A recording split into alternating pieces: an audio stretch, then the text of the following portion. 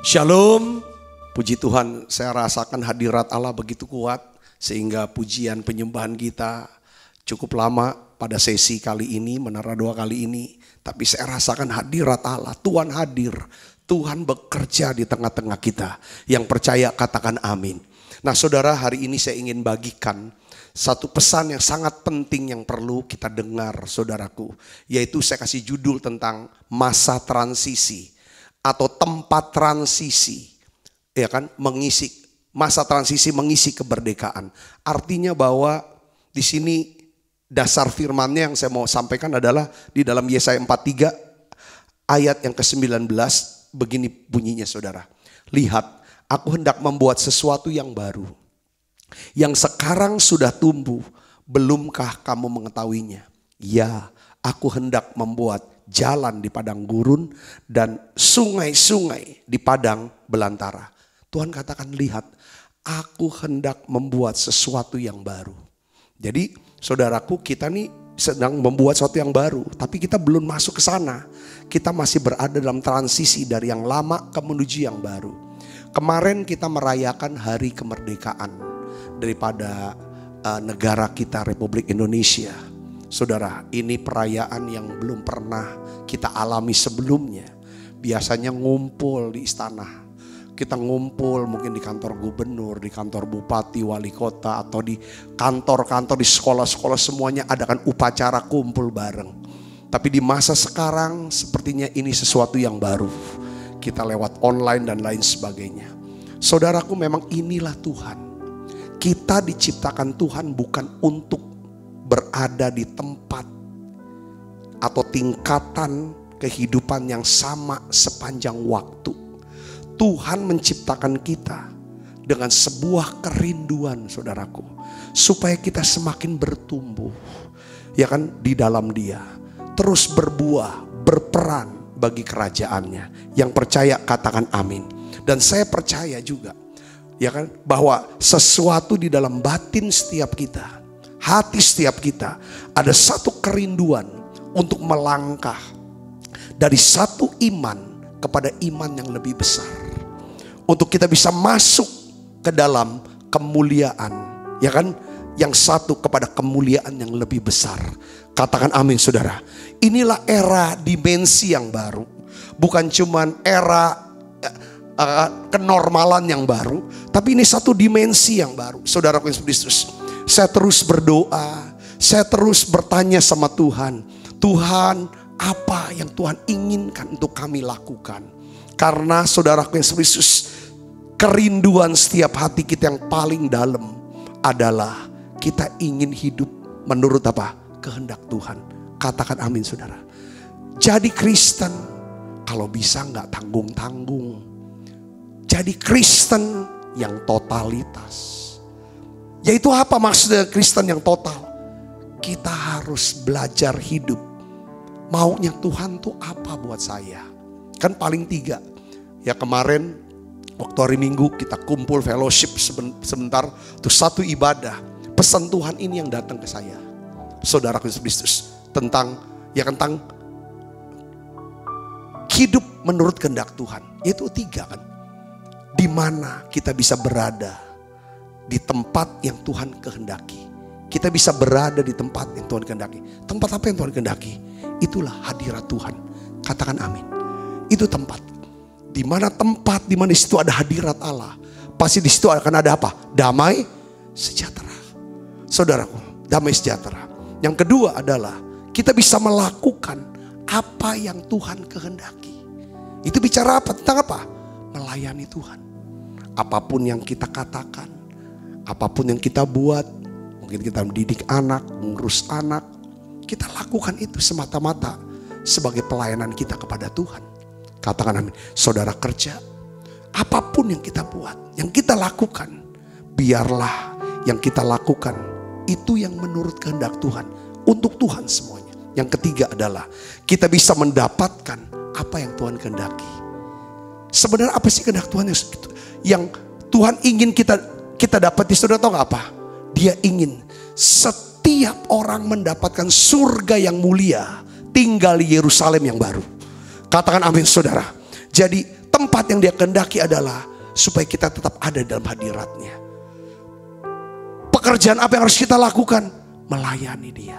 Apapun yang kita kerjakan semata-mata untuk dia. Yang ketiga adalah, saudaraku, apa sih yang ingin Tuhan kehendaki? Setiap orang tidak binasa, melainkan beroleh hidup yang kekal. Katakan amin. Dapat sorga yang mulia, Yerusalem yang baru. Nah, dalam pembacaan saya, saudaraku, ini sebenarnya renungan pribadi saya, ya, beberapa hari belakangan ini, saya tuh masuk ke dalam buku Yosua, nah, kitab Yosua. Nah, Alkitab memberitahu kita tentang perjalanan Yosua, ya kan, dari satu tempat ke tempat yang lain.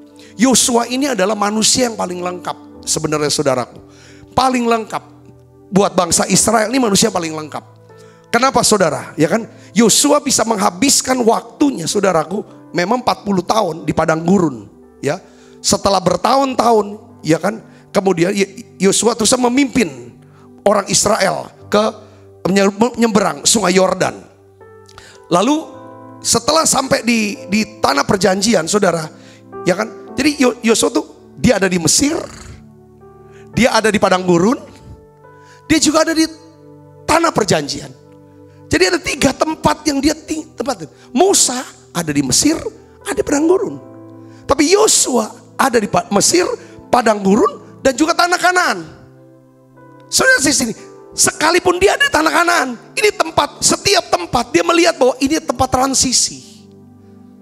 Sementara di Mesir, Tuhan sudah janji dia akan bawa ke tanah perjanjian. Tapi sebelum sampai tanah perjanjian, dia harus berada di padang gurun. Pada waktu padang gurun dia tahu dia harus ada di tanah Kanaan. Waktu dia sampai di tanah Kanaan, tanah perjanjian, dia pun masih melihat bahwa ini masih transisi. Ibu bapak saudara yang kasih Kristus, saya percaya bahwa Tuhan masih memiliki rencana untuk kita. Saudara, dia masih ingin memindahkan kita umatnya dari satu tempat ke tempat yang lain. Katakan amin. Kalau saudara bisa ingat ke belakang, lihat ke belakang. Perjalanan hidup iman saudara itu pun demikian. Dari satu tempat naik ke tempat lain. Ada satu tempat-tempat transisi dalam hidup kita. Yang mengerti, katakan amin. Nah, dia ingin bawa saudara dan saya ke satu tempat yang dia kehendaki. Saudara, yang dia kehendaki, pasti, apa sih maksudnya di sini tempatnya? Secara rohani kita bisa bertumbuh. Secara jasmani ya kalau udah tua, makin tua, Rasulullah bilang mungkin kita punya manusia jasmani kita makin merosot. Tetapi manusia batinia kita yang di dalam harus makin bertumbuh. Tapi hubungan sosial kita juga harus meningkat dengan lebih baik. Secara keuangan, bagaimana kita mengelola keuangan, itu yang penting, saudara. Ya kan, apakah ini kita gunakan untuk hormat dan kemuliaan nama Tuhan. Nah, ada tiga hal yang kita bisa pelajari dari kisah Yosua. Bagaimana dia menangani satu tempat transisi, saudaraku. Setelah mereka bebas dari perbudakan Mesir, setelah kita merdeka dari penjajahan Belanda, Portugis lah pernah, Spanyol pernah, Inggris pernah, terakhir sama Jepang. Saudara, kita merdeka 17 Agustus. Setelah kita merdeka sekarang, bagaimana kita mengisi kemerdekaan ini, saudara Kristus? Begitu pula secara rohani, setelah kita dimerdekakan oleh Yesus Kristus dari belenggu dosa, dari ketakutan akan maut, apa yang harus kita lakukan, saudaraku? Karena Tuhan ingin setiap kita, saudara, terus diubah dari satu iman kepada iman yang lain, dari satu kemuliaan kepada kemuliaan yang lain. Saudaraku yang kasih dalam Tuhan, ya kan ada 3 hal dalam hidup kita. Mungkin hari-hari ini saudara sedang berada di masa transisi. Tempat transisi itu tempat yang mana? Tempat kita tuh deg-degan. Tempat kita tuh galau. Istilahnya pendeta Andre hari Sabtu yang lalu, itu tempat yang buat hati kita tuh galau. Kita tidak tahu, ya kan, gimana ke depannya, tidak pasti. Itulah masa transisi. Saudaraku yang Yesus, kita tidak tahu. Seperti ketika terjadi pandemik, lalu ada maklumat tidak boleh berkumpul. Gereja harus stop ibadah secara berkumpul. Ini sesuatu masa transisi buat gereja. Saudaraku yang Yesus, bagaimana kita menyikapi, meresponi, mempersiapkan diri di masa-masa transisi? Yang mengerti katakan amin. Beberapa berkata bahwa masa transisinya adalah masa persiapan pensiun untuk orang-orang seumuran dengan saya. Saudara, kalau dia pegawai negeri, kalau dia ini harus siapkan masa-masa di mana begitu sibuk dan aktif, harus pensiun, tidak ada kegiatan untuk dinas kedinasan. Bagaimana mempersiapkan masa-masa transisi ini? Dalam hidup kita semua, kita mengalami masa-masa transisi. Sampai pada akhirnya kita harus mengalami transisi dari dunia. Saudara, ketika jantung kita berhenti berdetak, kita masuk transisi, masuk ke dalam apa? Kekekalan. Setiap yang percaya beroleh hidup yang kekal. Yang tidak percaya mengalami kematian kekal. Hari ini saya ingin bagikan kepada saudaraku 3 hal yang kita mau pelajari. Dalam setiap hidup kita transisinya adalah apa? Pelayanan yang meningkat ke satu pelayanan kepada pelayanan yang lebih baik. Dalam satu bisnis kepada bisnis yang lebih baik. Satu dari bujangan, dari gadis, masa transisi masuk ke dalam kehidupan berumah tangga. Apa yang harus kita buat? Saudaraku, dari seorang pelajar menjadi mahasiswa. Kalau pelajar, guru dikte, guru kasih pelajaran, kita nyatet. Dari apa yang kita catat, itulah yang jadi ujiannya kita. Tapi pada waktu mahasiswa, cara dosen mengajar sudah beda. Itu masa transisi, saudaraku. Banyak kita baca sendiri, kita banyak menulis, kita presentasi. Setelah jadi mahasiswa, kita selesai, kita jadi karyawan, kita jadi pengusaha, masuk ke dalam dunia kerja. Itu juga masa transisi. Semua transisi ini namanya perubahan. Saya percaya hari-hari ini Tuhan sedang membawa perubahan. Satu transisi bagi gerejanya, bagi umat Tuhan yang ngerti katakan amin saudara. Ini akan terjadi. Nah bagian itu tuh gimana? Saudara, kalau orang yang gak bisa berubah, gak siap di masa transisi, mereka akan ludes, mereka akan habis.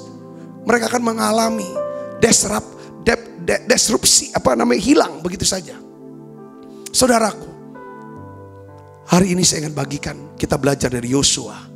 Yosua pasal 5 ayat 12 sampai ayat 15 itu jelasin buat kita. Dari 3 ayat ini kita akan belajar saudara. Yuk kita akan baca sama-sama saudaraku.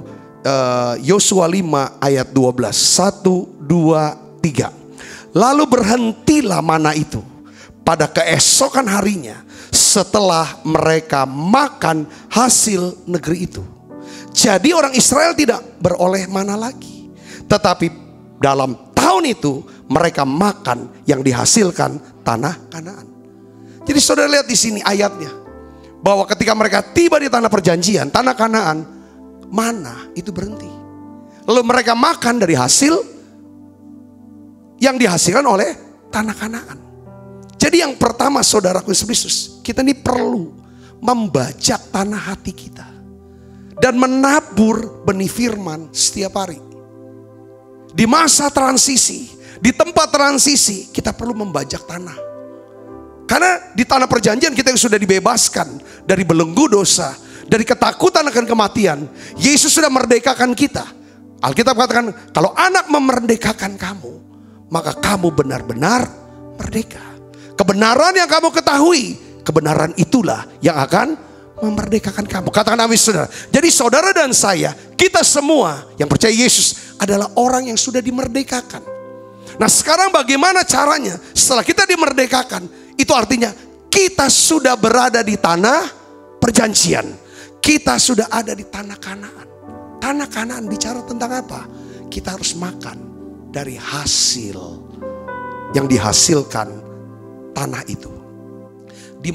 Di Mesir orang Israel makan bawang, makan daun bawang, bawang putih. Itulah makanan mereka di rumah perbudakan.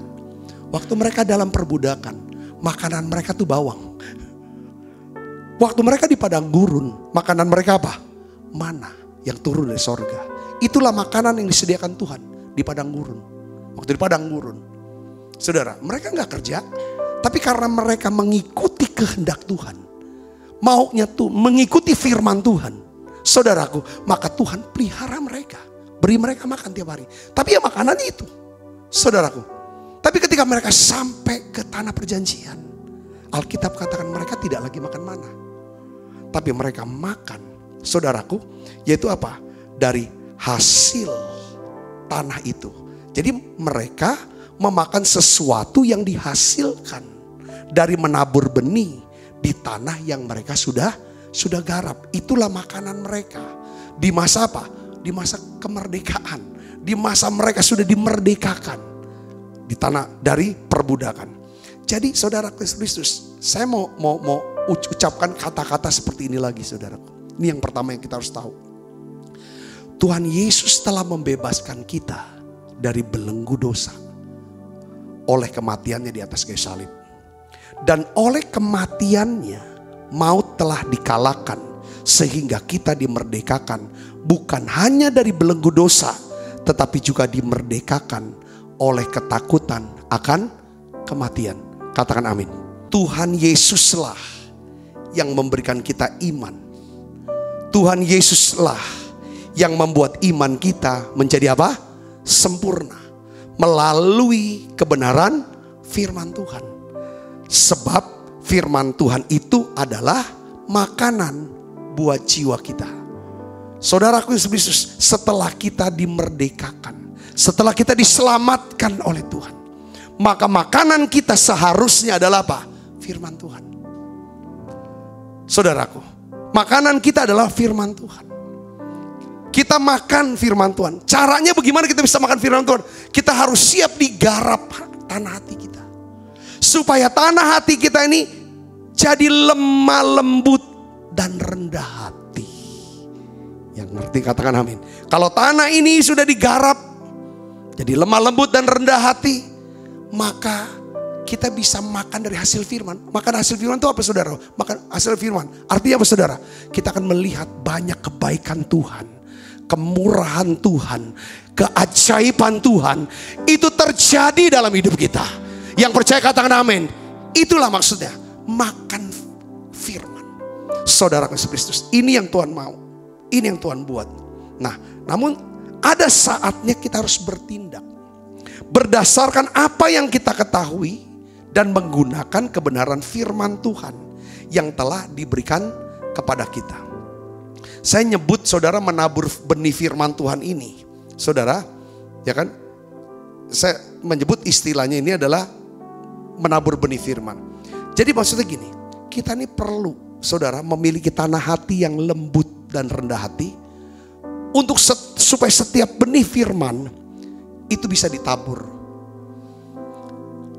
Kadangkala ya, saudara, kalau kita dengar khotbah, dengar baik saudara, kalau kita dengar khotbah, kayaknya kok ini kena di hati saya. Ketika kita bilang, saya akui Tuhan, ini benar, ini untuk saya. Maka benih firman itu masuk ke tanah hati saudara. Saudara akan menikmati hasil daripada firman itu nantinya. Hasilnya apa? Kebaikan dan kemurahan Tuhan, keajaiban Tuhan. Itu maksudnya saudara. Tapi ketika kita mulai tidak terima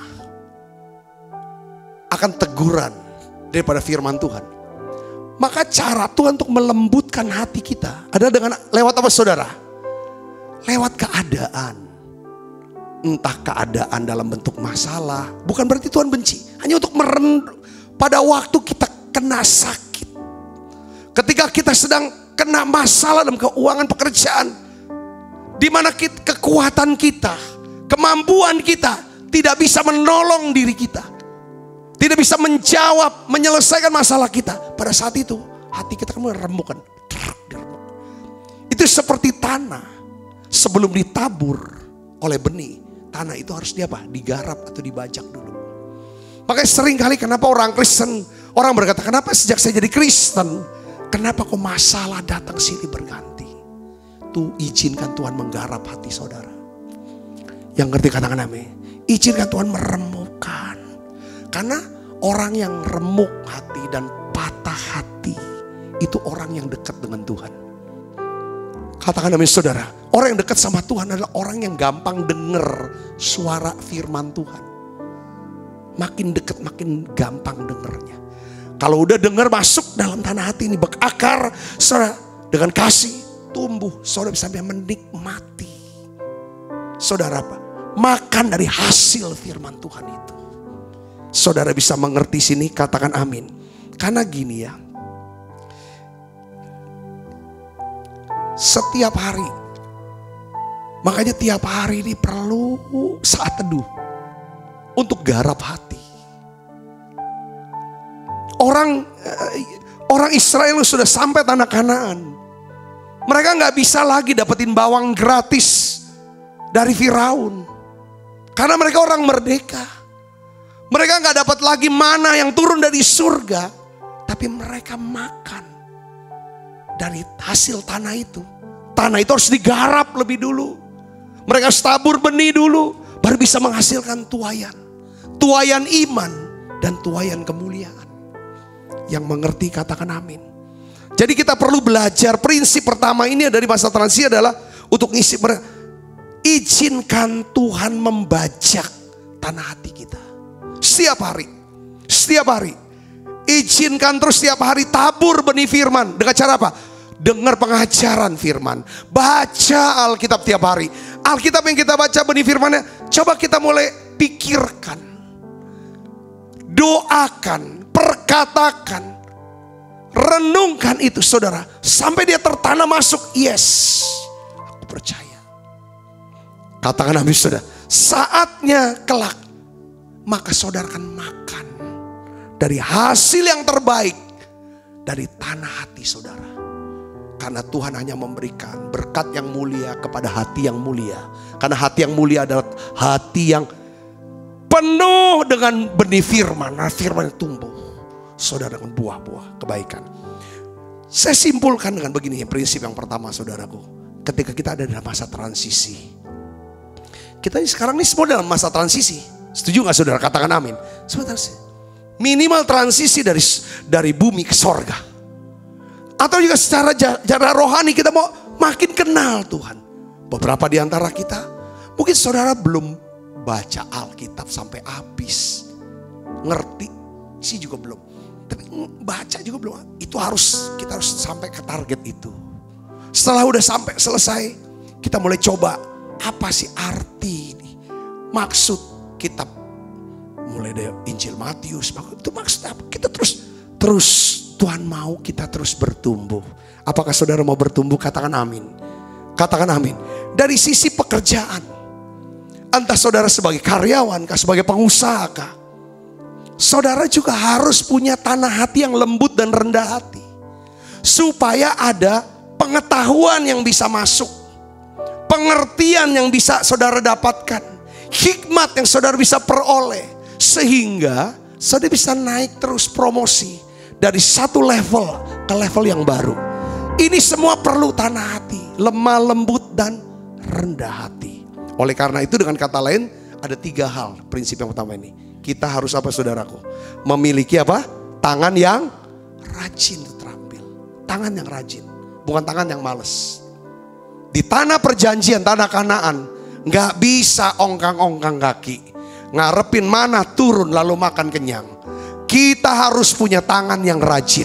Jadi Kristen, Alkitab katakan, orang malas jangan kasih makan. Saudara dan saya harus rajin. Apapun profesi saudara, entah saudara sebagai karyawan, sebagai pengusaha, atau saudara sebagai hamba Tuhan sekalipun, harus rajin. Katakan amin saudaraku. Karena kalau tidak rajin, kita tidak bisa makan dari hasil yang terbaik di tanah itu. Yang kedua, perkataan yang manis, perkataan yang baik, perkataan yang membangun. Karena syaratnya tangan rajin, perkataan yang baik. Ketiga apa? Pikiran yang apa? Cerdas dan penuh hikmat. Ini gak bisa lepas dari apa? Lemah lembut dan rendah hati. Katakan amin. Hanya orang rendah hati, lemah lembut yang rajin. Orang sombong males. Oh bos, gak mau ini. Yang kedua, kita perlu mengikuti kehendak Tuhan dengan sepenuh hati. Di ayat selanjutnya kita baca saudara Yosua, ya kan? Yang Yosua 5 ayat 12 itu penjelasan bahwa mana berhenti. Ketika Yosua dan bangsa Israel sudah tiba di tanah Kanaan. Lalu saudaraku, ya kan di ayat 13, lihat sini. Ini permulaan. Nanti kita lihat di dalam Yosua pasal 6, itu bicara tentang apa? Jatuhnya Yeriko. Saudaraku, kita akan baca sama-sama. Sebelum Yeriko jatuh ke tangan orang Israel, sebelum Tuhan memberikan Yeriko kepada Yosua dan bangsa Israel, disinilah sudah persiapannya. Dan saya tuh jadi rema saudaraku, ya kan? Ini lihat saudaraku, ya kan? Coba, sebelum kita lihat di dalam Yosua 5, saudaraku, ya kita baca dulu Yosua 5, jangan ini kan. Yosua 5 ayat 13 sampai ayat 14 kita akan baca sama-sama ibu bapak. 1, 2, 3. Ketika Yosua dekat Yeriko, ia melayangkan pandangnya. Dilihatnya seorang laki-laki berdiri di depannya dengan pedang terhunus di tangannya. Yosua mendekatinya dan bertanya kepadanya, kawankah engkau atau lawan? Jawabnya, bukan, tetapi akulah panglima bala tentara Tuhan. Sekarang aku datang. Lalu sujudlah Yosua dengan mukanya ke tanah, menyembah dan berkata kepadanya, apakah yang akan dikatakan Tuanku kepada hambanya ini? Lihat saudaraku, ketika Yosua dekat Yeriko, Alkitab katakan apa? Ia melayangkan apa? Pandangnya. Saya waktu baca ayat ini saudara, ya ini bicara tentang apa saudaraku Yesus Kristus? Yeriko ini kan kota yang harus di apa saudara? Ditaklukkan, yang harus dilewati, yang harus dimiliki oleh orang Yosua, oleh orang Israel. Sudah dekat Yeriko. Apa yang dibuat? Dia layangkan pandangnya. Jadi, ya kan istilah ada kata-kata, kamu akan mendapatkan apa yang kamu lihat. Apa saja yang kamu minta dan doakan, percayalah kamu sudah menerimanya. Maka hal itu akan diberikan padamu. Itu prinsip-prinsip iman dulu. Ketika kita mulai layangkan pandangan kita, saudara lihat terus. Lihat apa yang Tuhan sudah sediakan buat saudara. Apa yang menjadi janji Tuhan sudah bisa lihat di sana. Itu biasanya saudaraku, nggak langsung dikasih. Dia bisa buat penampakan seperti ini. Penampakannya dalam bentuk apa saudara? Di sini Yosua melihat seorang laki-laki berdiri di depannya dengan apa? Pedang terhunus di tangannya. Saudaraku, Yosua Yeriko itu ada tempat dia harus berperang. Tiba-tiba waktu dia layang pada penglihatan, lalu Yosua tanya, kamu ini lawan atau kamu ini kawan? Wah, jawabannya ini luar biasa. Dia jawabnya apa saudara? Aku bukan lawan kamu, aku bukan kawan kamu, tapi aku adalah apa siapa? Panglima bala tentara Tuhan. Ini Yesus sendiri yang menampakkan diri saudaraku Yesus Kristus. Maksudnya apa? Malaikat Tuhan ini tidak berada di pihak musuh dan juga tidak berada di pihak Yosua. Dia berada di pihak Tuhan. Maksudnya begini saudaraku, saya dapat pengertiannya. Bukanlah tugas dan kewajiban Tuhan untuk selalu sejalan, setuju dengan kehendak kita. Tetapi sebaliknya, tugas dan kewajiban kita lah yang harus sejalan dan selaras dengan rencana kehendak Tuhan. Katakan amin saudaraku. Katakan amin. Nah, masalahnya di sini saudara, masalahnya di sini nih. Ketika kita menemukan diri kita sedang berada di tempat transisi, di masa transisi, saya bilang nih, masa kebingungan, masa kacau, masa di mana saudara saya mengalami kesulitan besar. Dengar baik saudaraku, disinilah keputusan atau pilihan yang harus kita buat. Jadi waktu hari Jumat saya khotbah tentang keputusan prioritas, keputusan moral. Setiap kita harus ambil keputusan, saudara. Ya, bahwa hidup kita ditentukan oleh dua, kepilihan kita dan kata-kata kita. Dibangun oleh keputusan, ditentukan oleh kata-kata kita. Saudara lihat sini. Keputusannya apa saudara? Apakah kita mau melawan Tuhan, kehendak Tuhan, atau kita mau mengikuti kehendak Tuhan? Saya melihat orang-orang yang melawan kehendak Tuhan. Orang-orang itu matinya masuk sorga, tapi selama hidup terseok-seok. Tapi orang-orang yang melakukan kehendak Allah, saudaraku, saya melihat hidupnya dalam kemenangan, dalam kemuliaan, dalam dihormati Tuhan dan dihormati oleh manusia. Yang ngerti katakan amin. Saya bisa ngerti poin yang saya mau maksud. Kan di masa-masa transisi, karena emang berat. Kadang-kadang ngikutin kehendak Tuhan di masa transisi itu berat. Karena biasanya kata-kata daripada lagu yang tadi kita nyanyi itu bener banget. Saat ku tak melihat jalanmu, saat ku tak mengerti rencanamu, namun tetap ku pegang janjimu. Pengharapanku hanya padamu. Hatiku percaya, hatiku percaya, hatiku percaya, selalu ku percaya. Saudara tahu kehendak Allah itu dari apa? Baca Alkitab. Makanya kembali yang pertama, harus suka baca Alkitab. Untuk bisa baca Alkitab dan bisa mengerti kehendak Allah, saudara dan saya harus mengizinkan, saudaraku, harus mengizinkan Tuhan menggarap hati kita. Kalau hati keras, pikirannya keras, saudara, sulit, saudaraku, kasih firman Tuhan itu masuk dalam hati kita. Nah, kenapa perlu firman Tuhan itu masuk di dalam hati kita, bertumbuh dan kita bisa makan daripada hasil firman itu, saudara, supaya kita bisa mengerti kehendak Allah. Yang mengerti katakan amin. Jadi artinya begini, saudaraku, kalau kita baca terus Alkitab, kita dengar pengajaran, lama-lama kita tahu kehendak Allah untuk kehidupan rohani kita. Dia mau kita terus bertumbuh iman kita. Yang mengerti katakan amin, saudara. Dia mau kita bertumbuh. Dia mau supaya seluruh keluarga kita itu percaya Yesus, bertobat, percaya Yesus, dan diselamatkan. Dia mau itu. Dia mau setiap kita harus ngerti kehendak Allah apa? Tentang pengampunan, tentang doa, tentang memberi, tentang membawa persembahan, tentang berpuasa. Semua itu kehendak-kehendak Allah. Kita harus tahu yang rohani, yang jasmani. Apa kehendak Allah buat jasmani kita? Kita harus persembahkan tubuh kita. Biarlah ini bisa menjadi persembahan yang hidup, yang kudus, yang berkenan pada Allah. Kita muliakan hidup kita, itu kehendak Allah.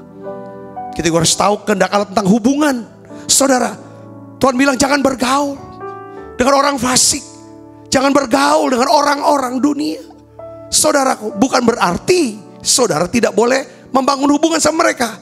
Antara bergaul, menjadi akrab, menjadi sahabat, beda dengan kenalan, dengan teman, dengan hubungan-hubungan bisnis. Itu perlu, kita punya hubungan kenalan yang besar banyak. Tapi tidak semua. Itu kita harus ngerti kehendak Allah. Ya saudara, nggak mungkin kita sebagai orang yang sudah dimerdekakan, sudah diselamatkan, mau bergaul dengan para pecandu narkoba. Saudaraku, kecuali kita melayani dia dengan posisi sebagai hamba Tuhan, sebagai pelayan Tuhan, bukan untuk bergaul. Saudaraku, kita harus tahu kehendak Allah tentang pergaulan kita ada di mana. Oh, sama pecandu alkohol. Enggak, pecandu apa? Kita harus tahu kehendak Allah di sini dalam hal hubungan sosial, dalam hal rohani, dalam hal jasmani. Tuhan mau kita bisa jaga tubuh kita. So kita harus ngerti kehendak Allah dengan tubuh kita. Enggak mungkin kita mau racunin tubuh kita dengan racun-racun obat-obatan, dengan segala nikotin, dengan alkohol, dengan segala macam yang merusak, dengan minyak, minum minyak setiap hari. Bukan makan ya, tapi minum minyak babi tiap hari, minum minyak babi, diminum bukan. Itu juga, itu harus kita ngerti kehendak Allah. Kita harus sehat, jaga kesehatan. Kita harus bagian kita jaga kesehatan kita, bagian Tuhan yang membuat kita jadi sehat. Katakan amin, saudaraku. Tentang kita harus ngerti kehendak Tuhan soal keuangan. Saudaraku, bagaimana kita atur keuangan, dapat keuangan. Saudaraku, ini kalau saudara dan saya hidup sesuai dengan kehendak Allah, kita sedang ada di pihak Allah. Yang mengerti katakan amin saudara. Ya kan, kita nggak bisa. Banyak orang Kristen tuh gini, kenapa kok Tuhan kok nggak tolong aku? Kenapa kok Tuhan nggak dengar doaku? Kenapa kok Tuhan tidak sembuhkan sakit penyakit aku? Tuhan kenapa tidak tolong aku tuh bisa lunasi uang kontrakan aku? Tuhan bilang, kan nggak, hidup kamu seluruhnya menurut kehendak sendiri. Kamu atur dirimu menurut kehendakmu, kamu nggak pernah mau ikut kehendak. Kita nggak bisa paksa Tuhan untuk setuju. Dia akan jadi lawan kita kalau kita selalu melawan kehendak Dia. Saudara bisa melihat, Dia juga bukan ada di pihak kita. Dia ada di pihak Tuhan. Dia mau ada di pihak kebenaran firman-Nya Tuhan. Katakan amin saudara. Malaikat bilang, aku bukan lawan kamu, aku juga bukan kawan kamu. Ya kan, aku adalah panglima bala tentara Tuhan. Aku ada di pihak Tuhan. Hari ini saya ngajar, saudara, biarlah kita tiap hari banyak doa, banyak nyembah, banyak belajar kebenaran firman. Lewat baca Alkitab, dengar khotbah-khotbah yang bisa membuat saudara bisa dapat pengertian, dapat hikmatnya, dapat pewahyuannya. Sehingga kita bisa menyesuaikan rencana-rencana kita dengan rencana dan kehendak Tuhan. Kalau kita gagal menyesuaikan rencana kita dengan rencana kehendak Tuhan, kita sedang merencanakan untuk gagal. Saya ulangi, kalau kita gagal menyesuaikan rencana kita dengan rencana kehendak Tuhan, kita sedang merencanakan untuk gagal. Oleh karena itu jangan sombong, jangan sok pinter, sok tahu, lalu terpaku dengan pola pikir yang lama, kebenaran sendiri, sehingga kita selalu menentang adanya perubahan-perubahan, transisi yang sedang dilakukan Tuhan di dalam hidup kita. Tuhan sedang bekerja nih, melakukan suatu perubahan, sedang melakukan transisi dalam hidup kita. Ini kita sedang masuk dimensi yang baru. Tuhan mau ubah kita dari satu kemuliaan kepada kemuliaan yang lain. Kalau kita belajar sikap hati yang lemah lembut, rendah hati, kita akan ngerti kehendak Tuhan. Katakan amin. Saudara harus menyiapkan diri menghadapi masa-masa transisi atau perubahan ini. Oleh karena itu pentingnya ngikuti yang kedua, ngikuti rencana Tuhan dengan apa? Segenap hati kita. Jangan bersandar pada kebenaran diri sendiri. Katakan amin. Katakan amin. Iya. Coba kita akan buka lagi ayatnya, ayat yang ke-14b sampai 15. Ini yang ketiga. Poin yang ketiga kita mau belajar, yaitu adalah kita perlu menjadikan ibadah sebagai prioritas utama hidup kita. Perlu menjadikan ibadah sebagai prioritas utama hidup kita. Saudara, ayat 14b sampai 15 Yosua 5 kita baca sama-sama saudaraku. 1, 2, 3. Lalu sujudlah Yosua dengan mukanya ke tanah, menyembah dan berkata, apakah yang akan dikatakan Tuanku kepada hambanya ini? Apa yang mau dikatakan Tuanku? Orang yang suka ibadah, orang yang suka sujud nyembah adalah orang yang suka mendengarkan firman Tuhan. Orang itu suka mencari firman Tuhan. Saudara, karena seperti perwira kabar, katakan sepatah kata saja, hambaku akan hidup, akan sembuh. Nanti saudara akan lihat di dalam Yosua pasal 6 ayat 1. Yosua pasal 6 ayat 1 itu dikatakan begini saudaraku. Dalam pada itu Yeriko telah menutup pintu gerbangnya.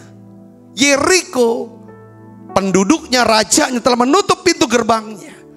Tetapi telah tertutup, sekali lagi, kata tutupnya 2 kali. Kota itu karena siapa? Orang Israel. Tidak ada orang keluar atau masuk. Ayat ini saudaraku berbicara, pernah satu dulu waktu saya baca, dapat pengertian. Mungkin saja ada banyak pintu yang tertutup bagi hidup kita. Pintu tertutup yang harusnya pintu ini terbuka, tapi kok tertutup. Untuk buka, kita sudah coba buka, tidak bisa. Kita minta tolong orang untuk buka, tidak bisa. Kita pakai kekuatan kita, kekuasaan kita, uang kita, otot kita, tidak bisa terbuka pintu itu. Tidak ada jalan keluar untuk masalah itu. Saudaraku Yesus Kristus, ayat 1. Tapi bagaimana pintu gerbang Yeriko, benteng itu bisa terbuka? Saudara tahu karena apa? Ayat yang kedua, berfirmanlah Tuhan kepada Yosua, ketahuilah, aku serahkan ke tanganmu Yeriko ini beserta rajanya dan pahlawannya yang gagah perkasa. Ayat kedua terus itu adalah petunjuk teknis. Itulah petunjuk teknis bagaimana caranya pintu gerbang Yeriko itu terbuka. Bukannya terbuka tapi runtuh. Saudaraku, runtuh bukan kalau pintunya doang, tapi seluruh temboknya benteng itu runtuh. Tuhan dikasih petunjuk teknisnya. Semua petunjuk dan perintah Tuhan itu saudara, semuanya melampaui pikiran manusia. Tidak masuk akal. Saudaraku, bayangin disuruh apa saudara? Berbaris, tidak usah bicara. Tiap hari baris kelilingi tembok, tapi tidak usah omong. Sampai 6 hari. Hari ke-7, di putaran yang ke-7 mereka boleh berteriak, bersorak, tiup sangkakala. Itulah petunjuknya. Maka Tuhan akan merobohkan tembok itu. Secara manusia tidak mungkin.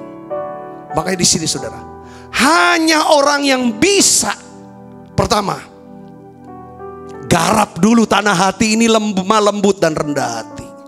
Supaya dilatih setiap kebenaran firman, setiap benih firman bisa masuk tanpa bantahan, tanpa perlawanan, tanpa penentangan. Selalu setuju, selalu setuju, selalu setuju, selalu sepakat dengan firman Tuhan. Yang ngerti katakan amin saudaraku.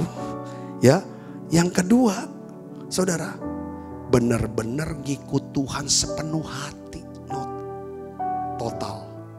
Makanya untuk bisa dengar itu caranya gimana? Harus jadikan apa? Ayat yang ke-15 kita baca sini saudara. Dan panglima bala tentara Tuhan itu berkata kepada Yosua, apa saudaraku?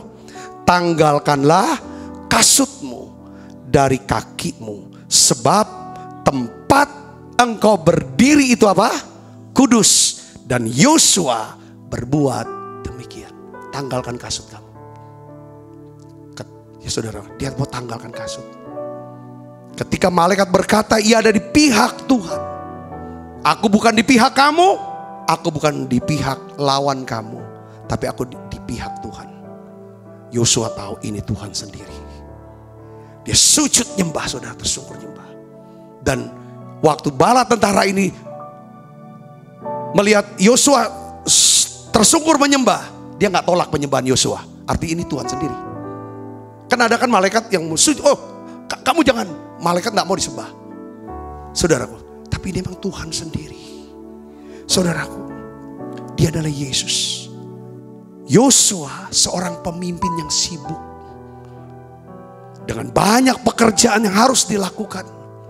Yosua mengerti bahwa rakyatnya sedang galau, sedang gelisah menghadapi masa depan yang penuh ketidakpastian. Kekuatan yang terbatas melawan para musuh yang hebat, yang kuat. Namun di tengah-tengah kesibukan Yosua mengatasi banyak persoalan bangsanya, Yosua menyempatkan diri.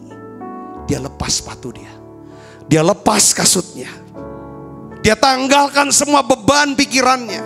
Dia tanggalkan semua kebenarannya, kehebatannya, kekuatannya. Saudara, untuk apa? Sujud tersungkur di hadapan Tuhan. Dia sembah. Jadi saudara, poinnya gini ya. Kenapa tanggalkan kasut?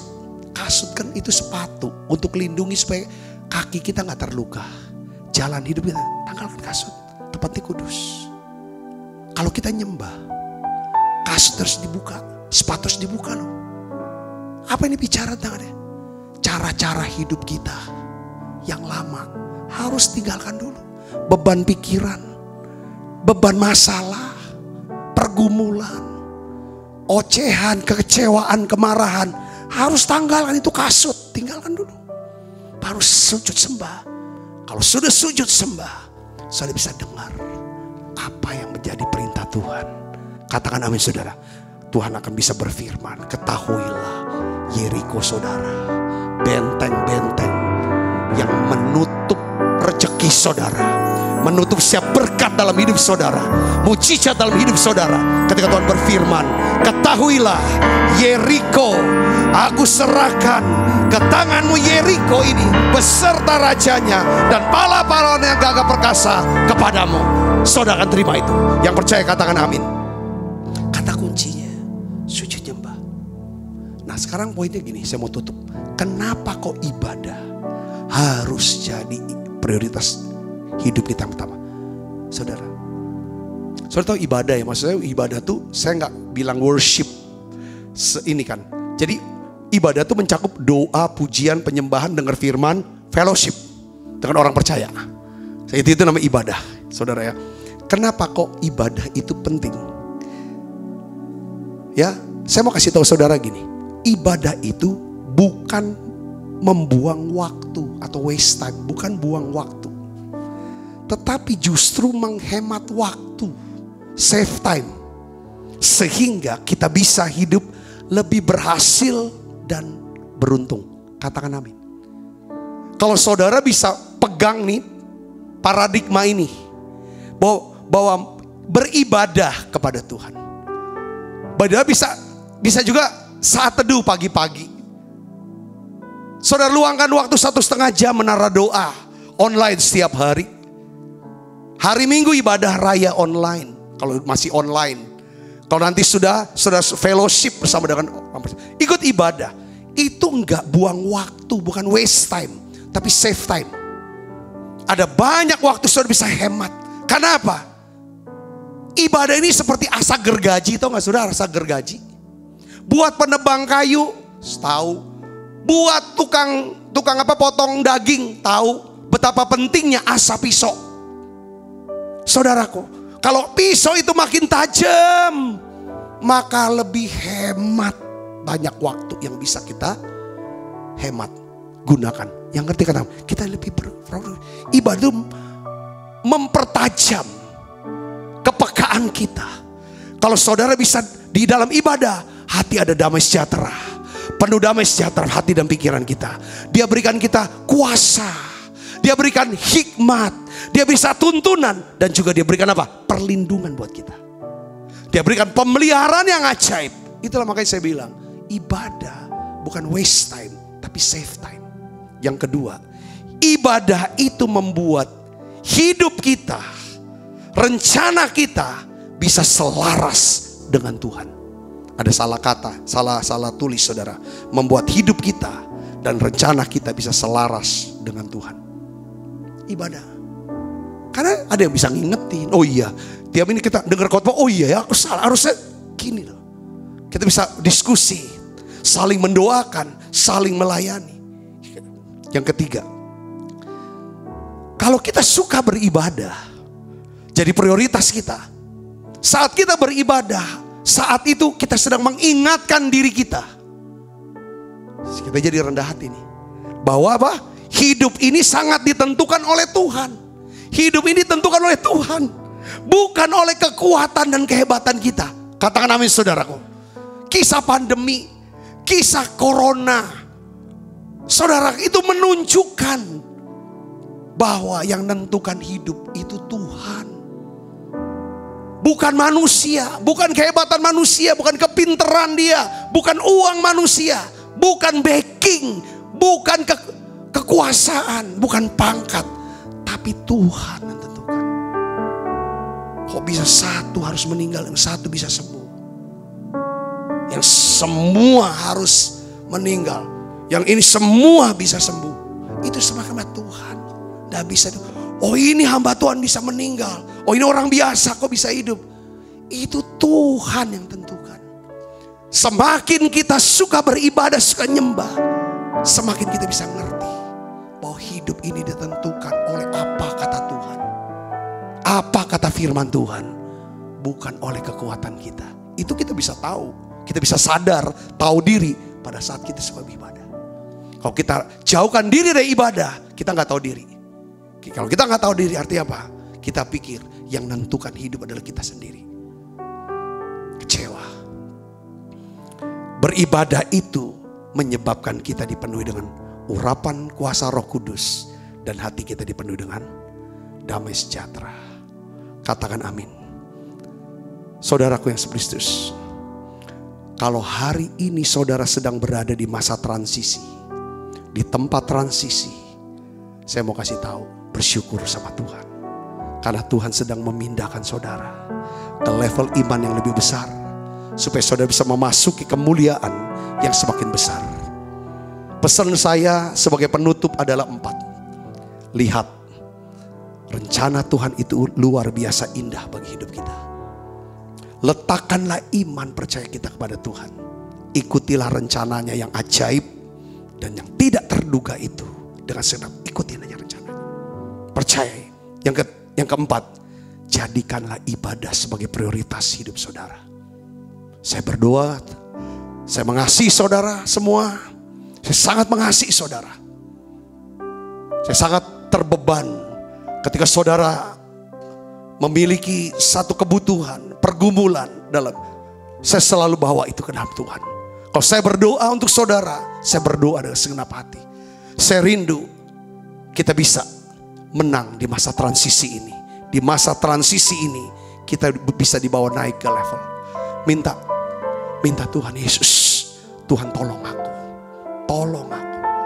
Jangan kecewa sama Tuhan. Jangan marah sama Tuhan. Jangan kecewa sama Tuhan. Jangan marah sama Tuhan. Jangan dukakan Roh Kudus. Mari saudaraku yang percaya sama Dia. Dia mengasihi kita semua. Saya mengasihi saudara, saya berdoa terus buat saudara. Yuk kita akan bangkit berdiri.